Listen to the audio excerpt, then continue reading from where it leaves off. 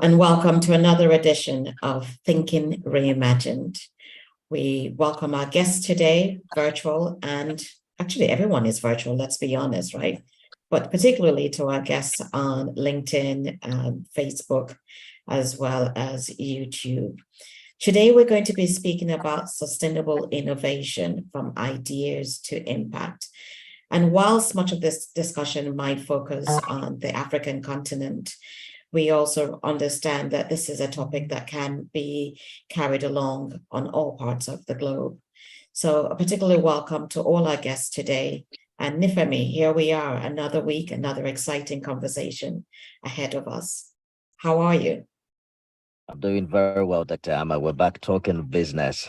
Thank everyone Yes. for joining us. Let me begin by introducing our panelists to you. Kimberly Peterside is CEO of two companies, Crimson Blue Company and Logistics Limited, a coffee aggregator and trader, an export logistics company that assists small enterprises with market product intelligence, compliance entry, and distribution. There's also Posh Perceptions, which is a travel, tourism, and hospitality platform that gives you posh destinations with jaw-dropping packages. I like that. We should do business soon. She's an aviator with over 15 years experience in cabin, cockpit, operations, finance, quality assurance, safety, and logistics departments. Kimberly, thank you for joining us on the podcast. Thank you. You're welcome. Prince Kayode Oguntayo is an agripreneur who specializes in the fruits and vegetables value chain. Along with that, he also focuses on the adoption of sustainable and smart agriculture, especially those that can easily be adapted to the local environment. His company, Grain and Berries Farm Limited, specializes in hydroponics technology and vertical farming solutions. Prince, it's good to see you again. Thank you for joining us. Thank you for having me. Dr. Amma, entrepreneur, educationist, behavioral consultant, and resilience coach. She's the immediate past chairperson of the British Business Group Nigeria and currently chairperson Africa Sustainable Trade, which she co-founds. So where do we begin from? You forgot somebody, Nifemi. You forgot our co-producer. Our co-producer, Peter Amanboyo. That always happens. Welcome everyone to Thinking Reimagined. And if you're joining us live stream on YouTube or LinkedIn or Facebook, we welcome your comments and questions. And this is an interactive podcast, so send us your comments and we'll be happy to share. Thank you. Absolutely. Thank you. I have to start by saying something because you're probably wondering, why do we have this panel? I met Kimberly via LinkedIn, and I was fascinated through our conversations when she talked about coffee. She's very passionate about coffee. And the more she talked about it, I realized that she had a concept, an idea, where coffee could be become a trade export for Nigeria. And of course, it could have some impact. So I thought this would be a great place for us to have Kimberly share her ideas and how we can get this going. And then Prince Kayode, what can I say? Fruits, vegetables, agrophonics, vertical farming. These are some of the innovative ideas that need to come onto the African continent.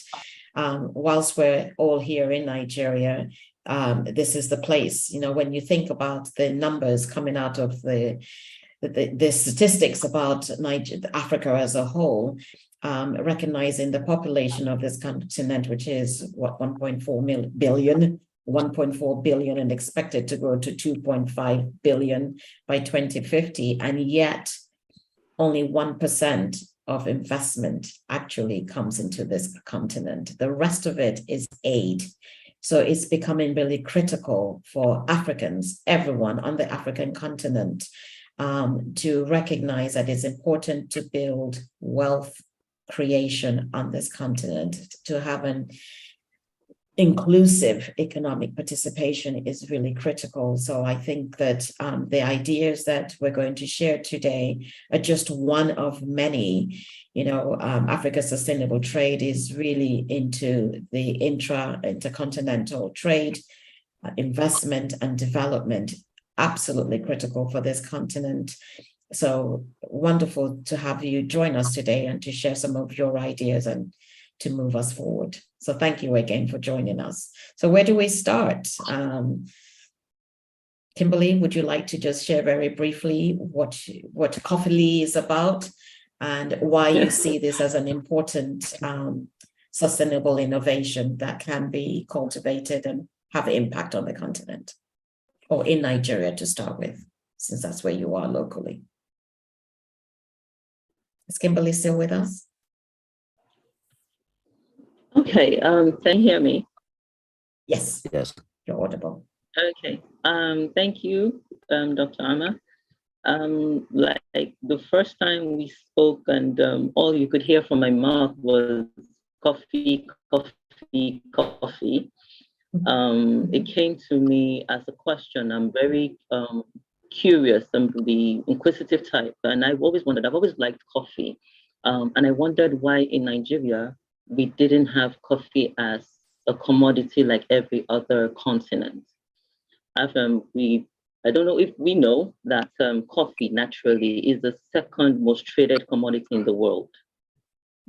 And a lot of nations, a lot of countries use that as, their own oil, let me put it that way. Ethiopia has been building their life on it. Kenya, that I'm just speaking within Africa, not even outside Africa. And they're sustaining their own economy if we just take the statistics of their sales, from coffee alone, they're able to, sustain their economy to a level. So why are we still, banking on the oils in Nigeria when we can actually grow and trade coffee? That was where my curiosity started from. And I wondered, like every other person, because if you talk about coffee, everybody goes, nah, it gives you hypertension, there's some illness going to it. And I was wondering, Coke isn't good for you, but you drink it. Tea, everybody drinks tea. Well, I don't drink tea, but tea has a bit of caffeine in it. So why are we complaining about coffee? And then I also, in my scientific study, my research, I found out that coffee isn't as concentrated as we all think it is, because we have different types of coffee, and instead of settling for the one with the less concentrate, we're all looking at the one with the more concentrate. The one with the less concentrate, which is the Arabica, has the same content kind of with tea, caffeine content. So that's sparked a lot of questions around me. Why don't we have it in on our trade, on our stock exchange? Why aren't we trading? Why aren't people drinking? Why are we giving autonomy to Nescafe? How come Nescafe has the whole market, right? Why are we still bringing in other coffee when we have enough to send out? And the processing, I had to go through the whole chain and found that processing is a problem. It's just the same way we do with petroleum products. We have to take coffee outside Nigeria to process it and bring it back. So within the supply chain, there's so much gap that could be filled by a lot of people. So why aren't we doing it? Why are we facing things that everybody is going into that particular crop or whatever commodity that is? Why are we leaving coffee alone? Yes, we go into cocoa, we go into cashew, we see them as cash cow, but the main cash cow after gold is coffee. So why is Nigeria not investing in that? My question. So maybe today we might still have people bring their own ideas, but I'm looking for people to work with me. I've gone to a particular level, which Dr. Amma knows, even towards the stock exchange. I mean, we need to put it on. I mean, that is money going. That is money for our country, not just ourselves.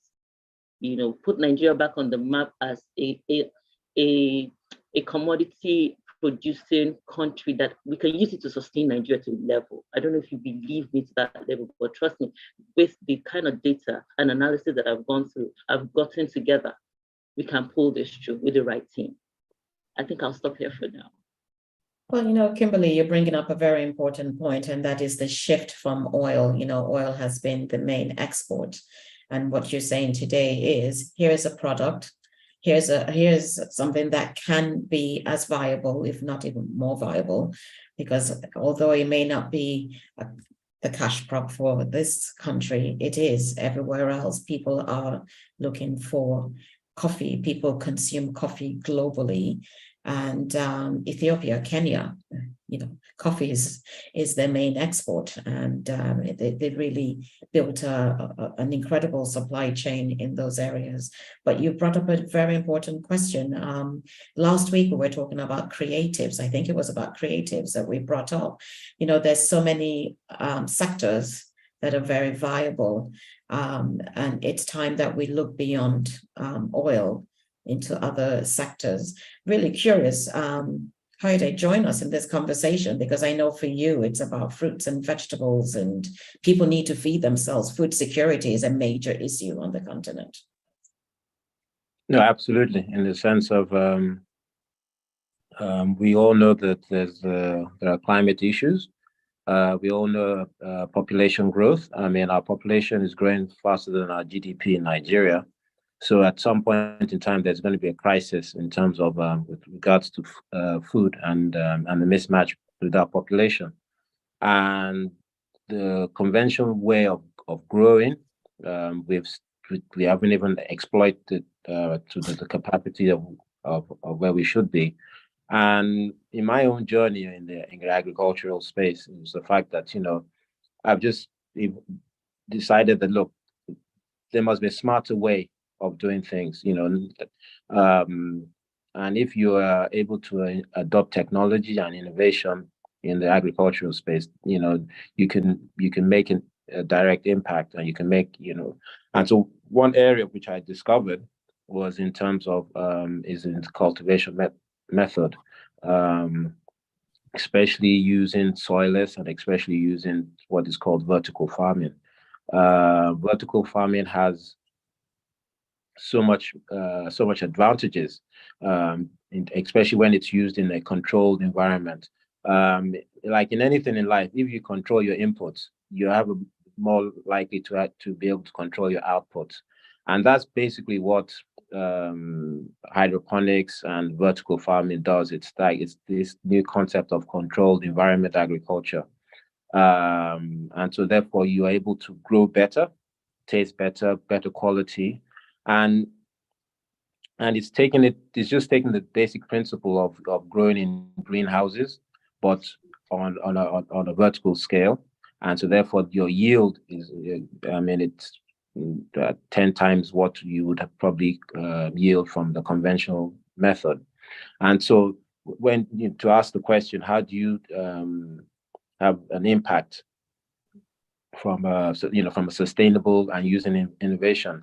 I believe that the vertical farming and hydroponics technology is going to have a direct impact on how we cultivate in the future, to be able to meet the demands not only of Nigeria but also of the continent in terms of vis-a-vis population.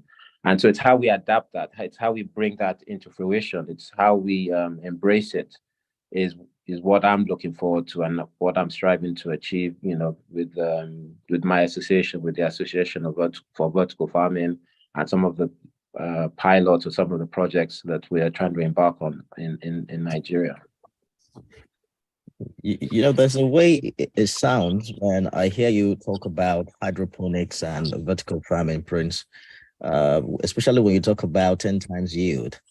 I'm just concerned, why do you think it's not yet the mainstay of our agricultural practice in Nigeria? If it's that lucrative, if it gives more yield and all of that, what do you think we are still sleeping on it? I can use this balance. Yeah, it boils down to capital. It's a front end capex. It's front end loaded in terms of the infrastructure that you have to put in place. I.e., obviously, it has to be in a controlled environment, so it has to be a greenhouse or a screen house or a repurposed building. So in terms of it's not just open field cultivation. And in terms of the primary, in terms of the irrigation system, because it's soilless, the irrigation system requires, it's a circular system, so it requires continuous power. So in terms of, so therefore there has the input of power requirements. And so therefore, it's at a stage where the capex is a bit of a deterrent at the moment, and then also the proof of concept hasn't been adopted yet in terms of until it's proven on the continent. It's proven everywhere else in North America, in Europe. It's proven even in Asia where it's been used. So it's not only in the advanced economies; it's also being used in developing economies as well. But it's that inertia, or it's that, to get it started in Nigeria.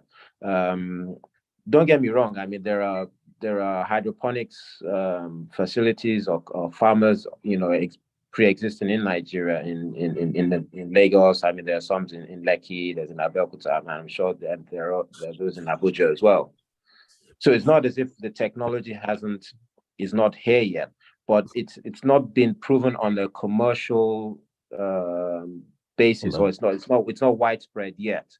And the inhibiting factor is capital. It is front-end loaded capex, but going forward, the OPEX, it's extremely, it has an extremely low OPEX, especially if you use sustainable energy, in terms of if you adopt solar for your energy solution.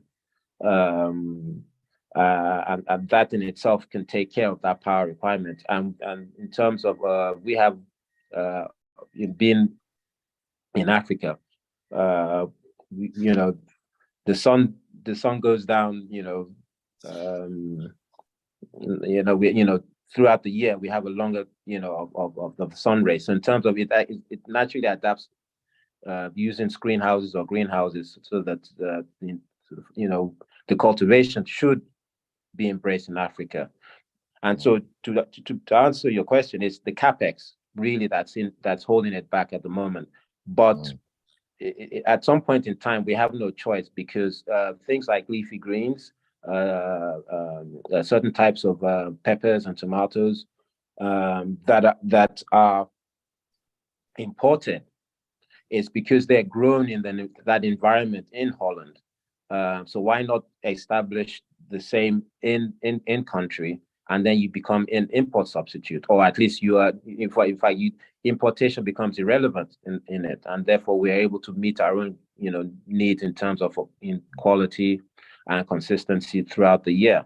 And that's what controlled environment agriculture enables you to do. It enables you continuous cultivation throughout the year. I mean, there isn't a season anymore, because in terms of you're able to adopt, and you are able to cultivate throughout the year. And then it also offers opportunities for of that social impact. The majority of subsistent of farmers are women, in terms of they make the bulk of those who actually farm.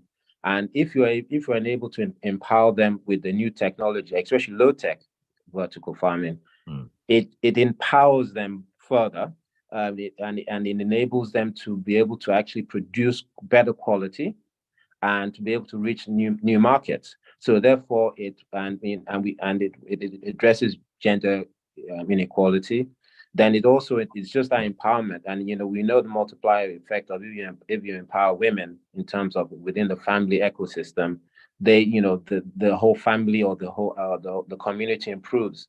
And so there are benefits that comes with this type of cultivation, because it's less labor intensive in terms of, you know,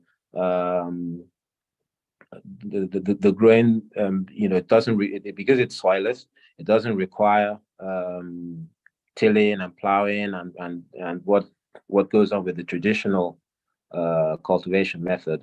And then it also has an impact, climate impact, and because the carbon footprints are extremely reduced, because there's no tilling of the soil, and every time you till the soil, you know, carbon gets released. So in terms of, by going soilless as well, it has that direct impact on the carbon footprint.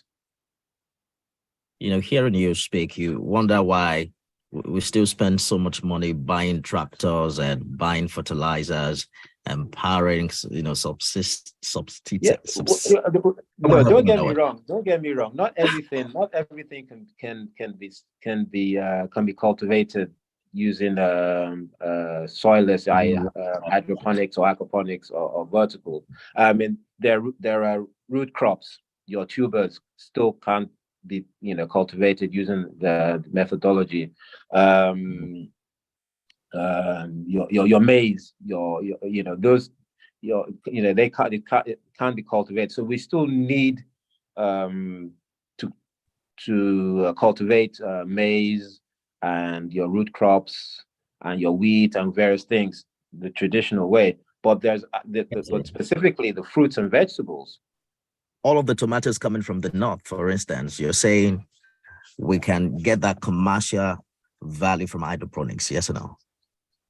Especially when you use vertical, yes. Especially when you use the vertical. I mean, basically, you have 1,000 square meters. And what can you put on 1,000 square meters horizontally? But if you go vertical, you can, you know, it's a multiplier effect of that 1,000 square meters of going horizontal.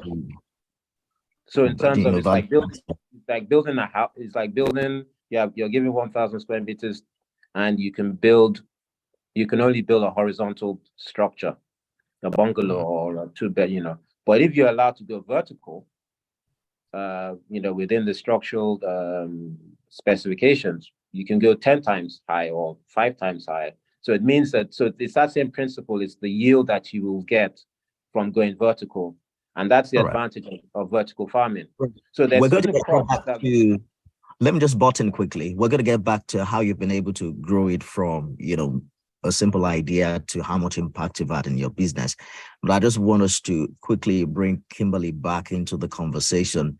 I want us to explore the, you know, sustainability angle of what we've been able to do in, you know, the years past, the importance of businesses to now constantly improve their products and processes and even their workforce to be able to create, you know, a more sustainable future for not only customers and employees, but the environment. And that's the essence of our conversation on this episode. So speak to us, Kimberly, for instance, what you think has helped the sustainability of your business over the years, perhaps the use of technology. You talked about value chain earlier. What do you think, you know, stands an entrepreneur out in that regard? Okay. When you say over the years, I would really like to shorten the over the years, but the most important part is the gender inclusion for me. Okay. Right. The way we've been able to include women into everything that we're doing. Those women are like bulwarks. You give them a little piece and they're going with it, right? They've been able to penetrate a lot of places, do a lot of things that I can't even explain right now. Yes, I'm not really a farmer, so listening to Prince Kayode now, and I'm going like, okay, where's this taking me? What can I do with this? But also, I come from the empowerment part of it. You know, where you give me 50 women that want to do something in this particular space of mine, with his help right now, I can imagine the space we'll cover in less than 6 months, right? Just putting two of us together, I have the data, I have the know-how, but he has the technique. Do you understand? Not just, and then fueling the women in the remote areas right now that have the farmland, they have all sorts, but we can use them as, Kimberly is bringing up hands we need to get to where we want to go. I'm sorry? No, go ahead, Kimberly. Okay. So, and if the impact for me right now that I'm really facing as a person, not just the awareness of, coffee and the rest of it, is,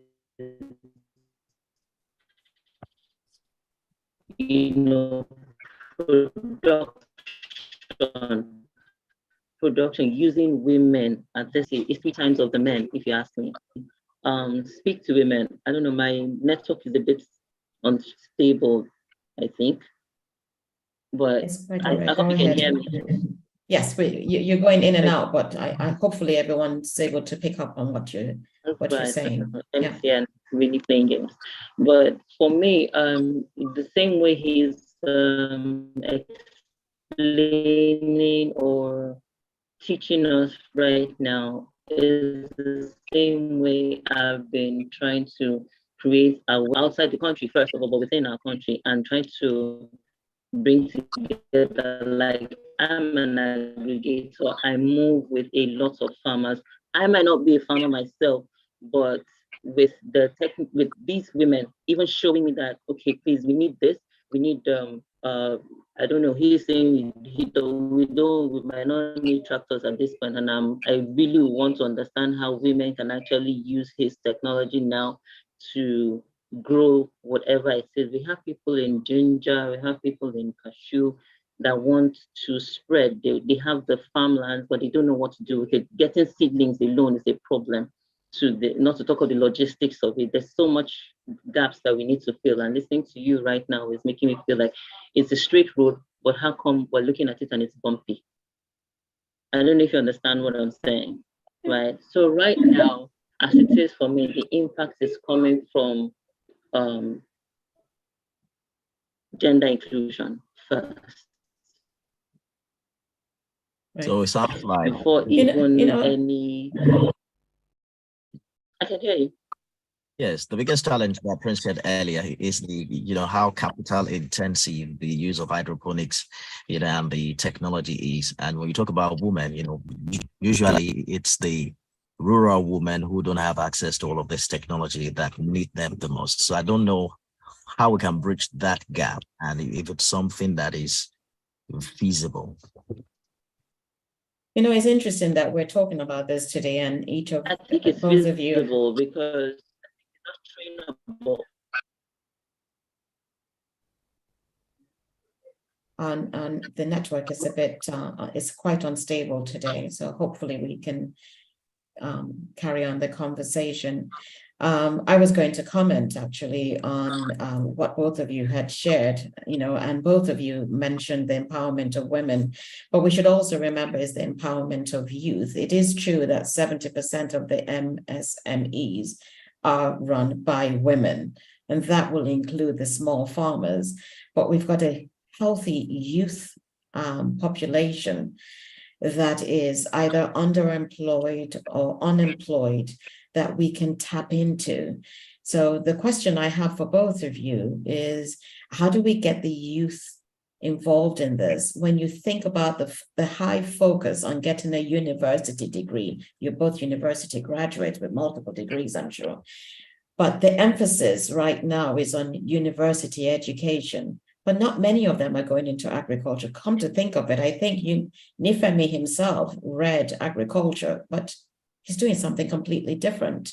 How do we get them to see that there is value in these other aspects of innovation that could be, one, open the door for inclusive economic participation, two, go about increasing trade whether it's within the country, within the continent, and the ability to also export, which would then bring us to what is the quality control that's going to have to be in place, because that we have not even touched on that. It's one thing to be able to feed the nation, but it's important to be able to have quality produce that you can then export, whether it's within the continent or outside of the continent. So that's really critical. So how do we get people to understand the relevance of this, and how do we make it financially viable, particularly the vertical farming, hydroponics? It's intensive, it's capital intensive, and those who are doing the work, the women in the rural areas, they don't have that kind of funding. Yeah, I mean, obviously, in terms of like I said, it is capital intensive, in terms of its front end loaded. But there are low tech versions of vertical farming using hydroponics. In the sense of and that's what we have adopted. We've gone with with the low tech version of it, in terms of that will make it accessible to within the rural community and within especially SMEs, or even the youth. I mean, personally, 60% of my workers are women, in terms of currently, in the sense of they actually make like I said, they make the backbone of agriculture, of cultivating. They're more dedicated towards it. They know the importance of it, in terms of of the impact of feeding their family. And so, in the sense of, and then also, especially with the youth, regards to the youth, I think using innovation and using technology, it's something that will attract. Let's call a spade a spade. Agriculture is not very attractive in terms of its manual, its labor, there's no, you just does. I'm sorry to say, it doesn't have any sex appeal. In the sense of, it's just not it's not an attractive industry before, because it's like, oh, why would you want to go and be getting your fingers dirty? Why would you want to be living in a rural? There's no. But when you use innovation and you use technology, and you're able to showcase that, okay, well, you're able to actually use a new method of cultivating, and the method that takes into factor knowledge, expertise, takes into the factor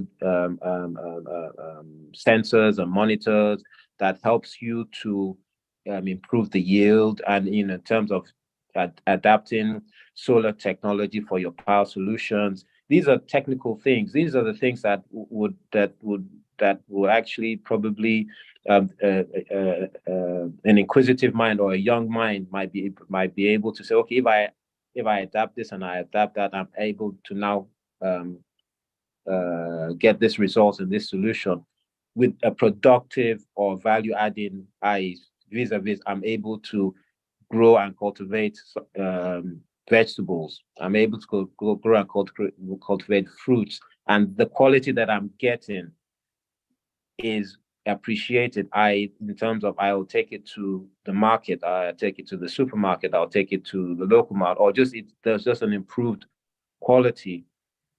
Then in itself, that business model will naturally, and people will gravitate to it, because in the sense of, if you're getting quality outputs at the end of the day, and somebody asks you why, how are you doing that, or how have you been able to achieve that, and it's, oh, well, I'm using this technology, or I'm doing it this way, there's a natural gravitation towards the adaptation of that technology. And so the challenge is actually, first of all, like I said, is to establish the proof of concept using low-tech applications of it that can now easily can be adopted in the local, within the local environment. And that in itself, I truly believe it's that will attract the youth, in the sense of they themselves will now, it's not I have to, and again, sorry, the critical thing is land space. Like, again, going back to the yield, all you need from 100 square meters you can yield the equivalent from 1,000 square meters. So you can imagine that you're maximizing your utilization of space. So in terms of you could actually cultivate, apart from the rural where there's availability of land, even within the urban areas, you can actually cultivate the equivalent of 1,000 square meters on 100 square meters. Now that in itself, it's a major, will have a major impact on the ability of attracting those. So therefore, it doesn't necessarily have to be the people in the rural community who are cultivating, who are growing. You can have urban farmers as well who start, who start growing. And I think that's really where vertical farming will have its impact in terms of urban farming, especially where the population is. In terms of we know how dense Lagos is, we know how dense the cities Ibadan or Port Harcourt, or so in the sense of, if you are able to encourage urban farming using the technology where you're maximizing on space and land allocation, then it will definitely have an impact in attracting the youth, and obviously and then being able to grow the industry, or grow using this new methodology, and then that in itself will eventually, in the long run, have an impact on the entry costs of being able to enter into the industry using the technology. And then, if you've said something that has really hit home today, and I hope that people are listening. Of course, you called farming is not sexy, but I don't know what place that has. But you've highlighted that you can be an educated person and be a farmer. Farming is not just for the rural areas. You can have city farmers. Everyone and anyone can be a farmer. It's about an interest and also the desire to produce and contribute to this sustainable way of living. And I think that's very important, because there's so much emphasis on either the creatives or being a doctor or an engineer, yet there's an opportunity to create an ecosystem or to be part of a value chain that not only feeds people, but also produces what can be exported intercontinentally or internationally. And we have to find a way to make this more appealing for youth, but at the same time supporting the women who are the majority of the farmers. 70% of the world's farmers are women. I think a few weeks ago we were speaking to Olumide from Africa Sustainable Trade, who said, in the developed world, the farmers are the wealthiest people. And in the developing world, the farmers are the poorest people. That narrative needs to change completely. I did mention earlier that Nifemi, did you not read agriculture? Yes, I did. I read agricultural economics and extension. So the interesting part is that the extension part of what I studied has to do with farmers' education, and that's what I'm doing right now. Talking to people about hydroponics. And so through journalism, I'm able to explore that side of it. So let's quickly take a comment, I believe, from LinkedIn. This person says, Ronald A. Robinson says, we must continue to empower the woman in Nigeria. And then he goes ahead to say, Michael Opara, University of Agriculture, Umudike, has an excellent program. And that also, brings to the fore the need for us to adjust our education program to what really meets our need.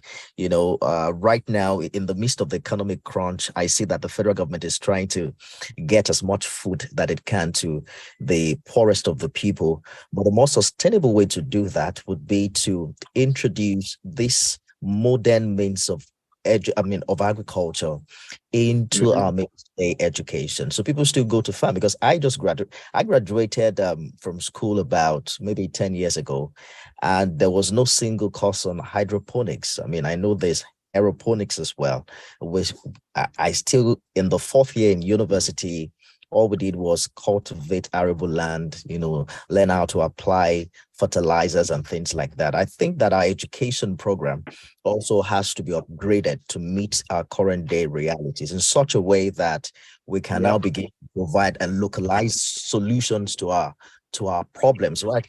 We are here now talking about the need of women, particularly rural women. And it would be nice if university students are providing these solutions, but it's unfortunate that's the current situation. Prince. Yeah, I mean, in the sense of, like I said, I work and I represent the Association for Vertical Farming, which is a international non-profit organization based in Germany.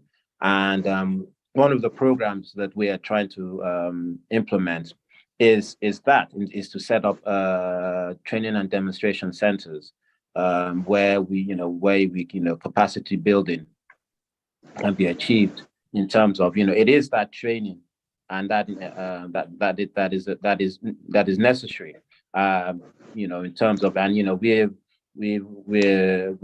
working with the IITA in Ibadan as well in terms of trying to bring that into fruition. So you absolutely hit the nail on the head in the sense of there has to be a re-engineering or a refocus or in terms of we have to train people, we have to teach people of the new methodology of cultivation, especially in the horticulture sector of the agriculture. Like I said, not everything can be solved through hydroponics or aeroponics and vertical farming, which use soilless technology. But at least those that can, then it must be embraced and it must be exploited to its fullest, because of so much benefits. I mean, with hydroponics and controlled environment agriculture, there's no need for use of herbicides and pesticides. In terms of you remove that out of the equation, so therefore you could say it's healthier. It's healthier cultivation in terms of like I said, in any environment where you're able to control as much variables as possible, then you're able to determine the output better. And that's what the combination of hydroponics or aeroponics or aquaponics with vertical farming in a controlled environment enables you to do. So you are able to grow better, taste better, last better, and so while having economic and social impact as well. Yeah. Unfortunately, Kimberly and Peter are having internet or network issues. So Kimberly keeps coming on and dropping off. And Peter, who was going to speak to us about some of his creative innovations, has not been able to reconnect with us. But, I just wanted to add on to the discussion that's going on now about education, because what's coming up is the idea of changing the narrative. What is the purpose of education? If the purpose of education is to create employable people, then we need to give them the skills that they need from the very beginning. Perhaps we need to redesign some of these courses. Perhaps we need to sort of reevaluate and restructure education as it is. It's not about getting information or going to a classroom and regurgitating information at the end of the year and getting a pass mark, and yet you can't apply it. That for me is one of the big questions on this continent. Is we have people who are educated, but they can't think independently, or they don't think as independently as you would expect. And they're very good about taking directions, but then they don't sort of self-motivate themselves. So we need to really think about how we're given information and what is the purpose of education. Because if we don't have the right education, there's no way that we can improve or change the narrative of the continent. And that is the stumbling block I mentioned from the beginning. There's a need to shift from being a continent that receives aid to a continent that's building wealth. So wealth creation starts with education, goes on with skills acquisition, making it affordable for people to do what it is that they love and enjoy, funding being available, empowering women, empowering youth. I mean, these are very critical. Job creation. If you can't create jobs, how do you get out of poverty? 5 out of 6 people on the African continent are below the poverty line. It's sad. In a continent of 1.5 million people, 1.1 million are living in poverty. Why? And yet this is a continent that's rich in resources and land, as we've heard, resources and minerals and human capital. So we have to develop the human capital on this continent. It's critical. It's critical. I agree with you completely. I just want to ask Prince very quickly as we begin to wrap up. Let us break this down. Sometime in, I think it was 1972, there was this Operation Feed Yourself in Ghana. There was something close to that also in Nigeria. And it usually comes to fore in the face of economic challenges. So I think we are back there now, where I remember that growing up, we have this little garden behind our house where we get most of our vegetables from. Call it tomato, call it leaf, all these vegetables that you use for cooking and stuff like that. I currently live in Lagos, where everywhere is cemented. There's hardly space to plant. And that's where, your kind of farming appeals to the modern city person. So exactly. How can is this some alternative we can explore at the domestic level? How accessible is the infrastructure to the average African or Nigerian, and how affordable also do you think it can be? Absolutely, yeah. In the sense of the fact that the hydroponics or the system that that we were exploring, that we're implementing, is soilless. And so in terms of it doesn't require soil, and it can be placed on a concrete flooring space, because it's like growth vertical towers. And so the key thing about it is your power solution, because it's like a circular pumping system. So therefore the nutrients is in the water, and so therefore the nutrients is through it like a drip system is been precision going on to the roots of whatever you're cultivating. And so therefore the adaptability for the urban dweller is it's extremely viable. So in terms of you actually don't need, and then like I said, and the fact that you're using a soilless environment, you actually will probably be able to control the quality of what you're cultivating, as long as there is the water, as long as there's the irrigation system and through the nutrients through the water, and obviously it's the power. It's basically it's a pump that'll just be circulating. I mean, there are other control mediums that are required. I mean, that's why it's a bit of a capex in terms of there are sensors to monitor the pH value and various things in the water systems and the nutrients.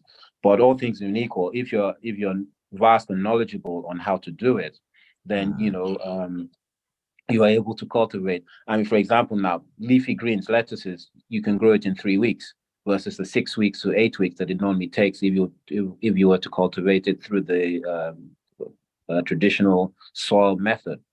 So that's another thing about hydroponics. There's a faster cycle, so you're able to actually cultivate and grow quicker, because again it's adopting precision.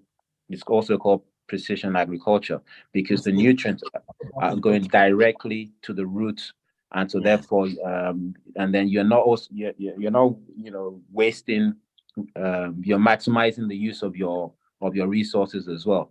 So therefore it can be adapted in the urban, we call it urban farming, but it's adaptable for the rural dwellers as well, and it's adaptable for the commercial scale in terms of it's scalable. It's scalable to any size. So in the sense of the adaptation of the technology, first of all through education, in terms of in empowering the next generation of the youth, where they choose the subject in horticulture because they can see the practical demonstration of it, where you are growing better. Like I said, I use the grow better, taste better, last better.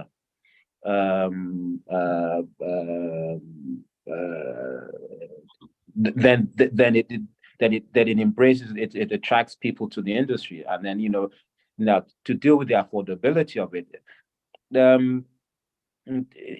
It's one of those things. The more it becomes used, obviously, it's the unit cost of starts coming down. It's like solar power, solar solutions. I mean, even 5 years ago, the cost of solar solutions, be it just to power within your household, has come down substantially now, and it keeps coming down. So therefore now, if the power that is required for hydroponics, vertical farming, in a household can be covered by solar, because it's just it's probably just a 1 horsepower pump that requires to be powered, but it requires to be powered 24/7, and so therefore it can be designed. And so in terms of being able to be adapted by households is definitely feasible, and the output that they will get from it, definitely you will see there'll be a direct impact versus cultivating the conventional method. So Ronald Robinson on LinkedIn goes ahead to say, respect the farmer, but Africa has the best fertile land in the world. Absolutely. We're wrapping up now. If you can, in 1 minute, Prince, I'm just curious about what was this question I had in mind? Okay, I think it was about when you talked about knowledge. Everyone is self-taught these days going on YouTube. Is this something you can learn by yourself, or you need? Definitely. I'm not I didn't have any formal qualification in farming. I mean, far from it. Well, from a young age, I grew up in a farming environment, but far from it that I ever thought that I'll end up being a farmer, 40, 45 years plus. But in terms of a lot of my knowledge is obviously self-taught, and then also just being in an environment where I was ready and willing to learn. And so in terms of and that's the thing about it, it's not agriculture or farming. It's not rocket science. In fact, even some of the rudiments of things that you learn in your formal education of maths comes into it, and just even rational thinking and whatnot, and your basic biology, your basic photosynthesis and whatnot. It comes into play, and so therefore it's something that you can actually you can go online and you can actually learn how to cultivate it, and especially using the new methodologies of hydroponics or aquaponics, and vertical farming. And the one thing that we're trying to advocate is to demonstrate is the proof of concept, and be able to now set up commercial vertical farms, as well as also being able to capacity build and to impart the knowledge to others. We have programs that we're working on that we're hoping to be able to develop where people can actually come and go and learn how to cultivate using hydroponic and vertical farming. Hopefully in the next 12 to 24 months, it will come into fruition. And then people can actually be able to go to places where they're able to learn, and then we're able to expand it within some of the research or some of the universities and whatnot as well. There is a program that we're working on to be able to develop that in Nigeria. Dr. Ama, what about the idea of you cultivating your own vegetables? Oh, I'm all for it. I always have a garden. Wherever I am, there's always some sort of a garden, because I think it's important to be able to create, what's the word that you use? Grow better, taste better, all of those things. I actually like to last better. Yes, last better. So I'm really all for it. This discussion, though it has focused so much on agriculture, the reality is sustainable innovation is available to all of us. And Kayode reminded us all today that regardless of what your educational background is, we have to be lifelong learners. And through lifelong learning, we upskill, we reskill, and we're able to generate innovative ideas that continue to enrich us individually, as well as the communities where we are, and ultimately for us to have impact. But that comes from collaboration and partnerships.